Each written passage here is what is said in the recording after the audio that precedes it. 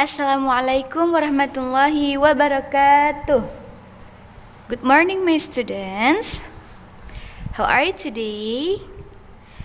Ya, Ibu harapkan anak Ibu semuanya dalam keadaan sehat walafiat ya, dan juga selalu dalam rahmat Allah. Hari ini kita akan belajar kisah, yaitu kisah tentang Nabi Hud. Tujuannya agar anak-anak Ibu semuanya dapat mengambil ibrah atau hikmah dari cerita kisah Nabi Hud ini. Nah, kita simak dengan baik ya, Nak. Namun sebelumnya, mari kita mulai pembelajaran hari ini agar lebih berkah dengan membaca basmalah. Bismillahirrahmanirrahim. Kisah Nabi Hud. Setelah sebagian besar kaum Nabi Nuh dimusnahkan dengan banjir bandang, Allah memberi anugerah kepada sebagian kaum yang beriman dengan kehidupan yang lebih baik. Salah satunya adalah kaum Ad. Secara fisik, penduduk kaum Ad mempunyai badan yang tinggi dan kuat, sehingga mampu mengerjakan berbagai aktivitas yang berat dengan mudah.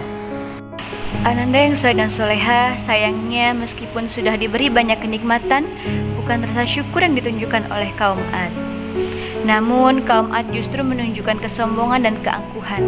Kekejaman dan kekejian juga mereka tunjukkan. Nah, terhadap daerah yang berhasil mereka taklukkan tanpa belas kasihan.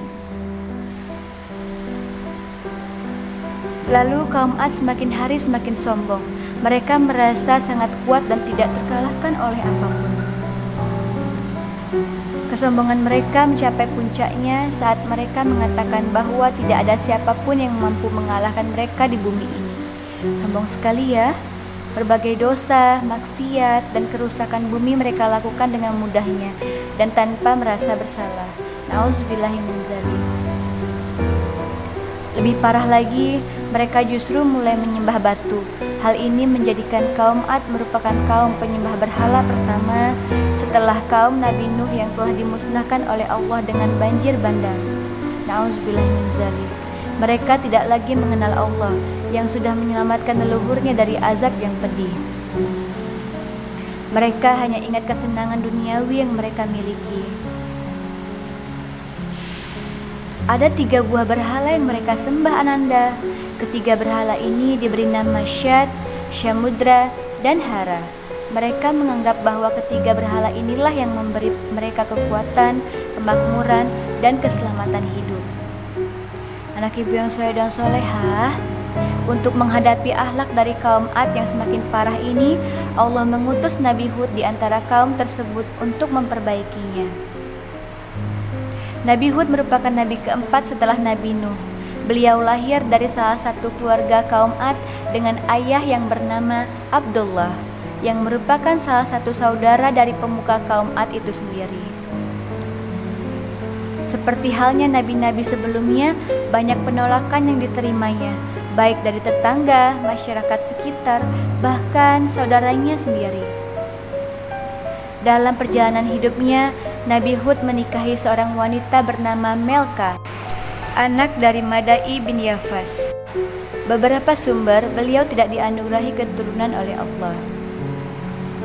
Anak Ibu yang soleh dan soleha, perjuangan Nabi Hud dalam memperbaiki akhlak kaum Ad memang cukup berat. Sifat sombong dan angkuh yang dimiliki kaum Ad seakan sudah menutup mata hati mereka untuk bisa menerima hidayah dari Allah. Meskipun Nabi Hud sudah memperingatkan betapa pedih azab Allah jika mereka tidak segera bertaubat, namun mereka tetap mengabaikannya dan justru menertawakannya. Bahkan mereka juga menantang agar azab tersebut segera didatangkan untuk membuktikan kebenaran dari ucapan Nabi Hud. Nauzubillahi min dzalik. Anak Ibu yang soleh dan soleha, Allah sangat murka dengan kesombongan kaum Ad tersebut, hingga akhirnya azab itu diturunkan lebih cepat sesuai keinginan mereka.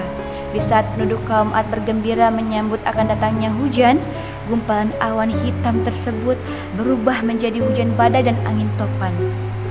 Kaum Ad berlarian tak tentu arah dan hewan-hewan berterbangan ke sana kemari. Rumah-rumah mereka hancur berantakan karena badai angin yang sangat dahsyat. Badai angin topan ini terjadi selama 8 hari berturut-turut. Tidak ada satupun makhluk yang bisa menolong mereka dari murka Allah ini.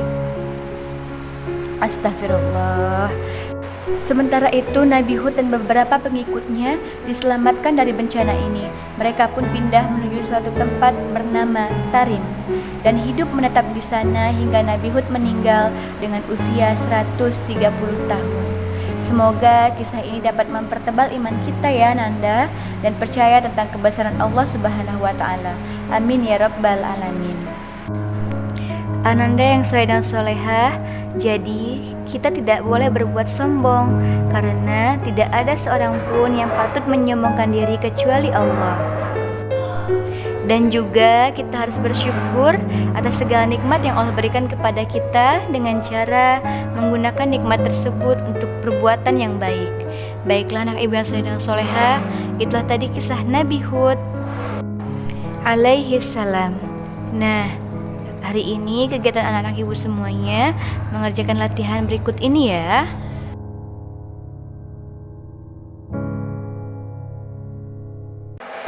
Anak ibu yang soleh dan solehah, baiklah untuk menutup pembelajaran kita hari ini, mari bersama kita membaca Hamdalah Alhamdulillahi Rabbil Alamin. Mungkin cukup sekian pembelajaran hari ini. Atlubul afwan in wajadtum al-khata'at wal ghadat minni. Assalamualaikum warahmatullahi wabarakatuh.